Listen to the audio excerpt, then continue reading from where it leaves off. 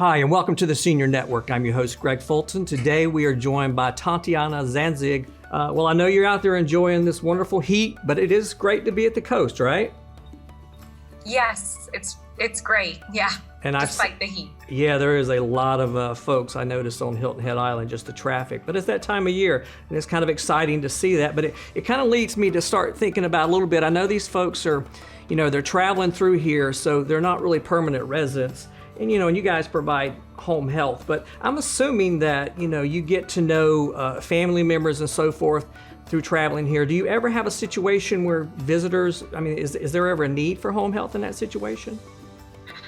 Oh, absolutely. We've actually had a handful lately of individuals who've been in town, just for a month, 2 months. Or that even live here, half the year and then go back up north for half the year. Right. And we've seen those individuals. It doesn't matter if we see someone for just a few weeks or a few months.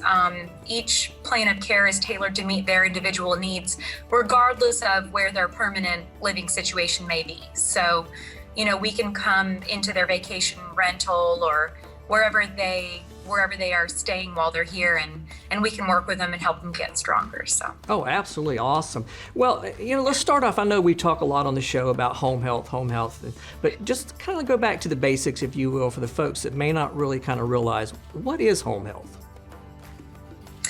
So basically, home health is a service where we have skilled nurses, physical therapy, occupational therapy, sometimes speech therapists or social workers, and so on. We'll have these services that we offer to individuals. A lot of the time, the individuals get referred to us if they had a recent hospitalization or maybe recently took a fall or just had a decline and they're back home or aren't sick enough to be at the hospital, but they're just not well. Insurance will typically pay usually at 100% for home health to come in and kind of evaluate what an individual's needs are. And, it's a temporary service. So we'll come in 2 or 3 days a week. We'll work with individuals who are weak. We help them get stronger, work on core strengthening, work on fall prevention. Our nurses come in, they provide wound care. They, really try to monitor disease management, educate families if someone's newly diabetic or maybe has a new diagnosis of COPD or congestive heart failure. They'll work with educating the patient and kind of let them know what they're up against. Therapy focuses more on mobility and maintaining independence. So those are kind of some of the services that one could expect. Usually it's 2 or 3 days a week, and visits aren't too terribly long. They're around 45 minutes or so. Okay. And for some people, they might receive home health for a month. Others may receive home health for several months. It's really just dependent on how they progress and what their needs are. Absolutely. And you mentioned fall prevention. I know in our business that's a big topic. Let's talk a little bit about that. What do you see? Because there's a lot of things that can happen after that fall, right?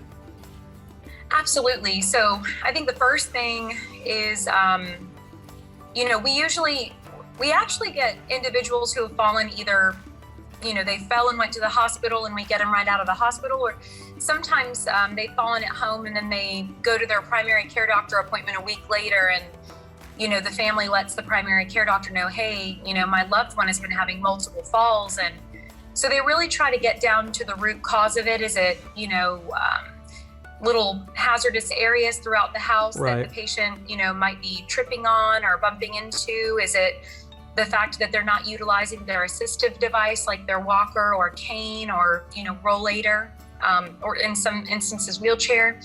And then, for other individuals, it might be something going on, with their medication. Maybe their blood pressure medication needs to be lowered and their blood pressure is bottoming out, and that's causing them to fall or pass out. And So there's a lot of different factors that can cause someone to fall. So we really just try to focus on the why, and then we treat it based on that, and really try to give a patient all the tools they need to prevent future falls, because one fall can be a really bad, a really big setback. Absolutely. For an individual. Well, Tatiana, you are a wealth of information every time we talk, and I hope the viewers appreciate that. I know there was a lot of information you just shared, but at least that gives everyone a great idea of what is home health. And I want to say thank you so much for joining us today, okay, Tatiana? Thank you. Absolutely. Stay with us, more to come here on the Senior Network.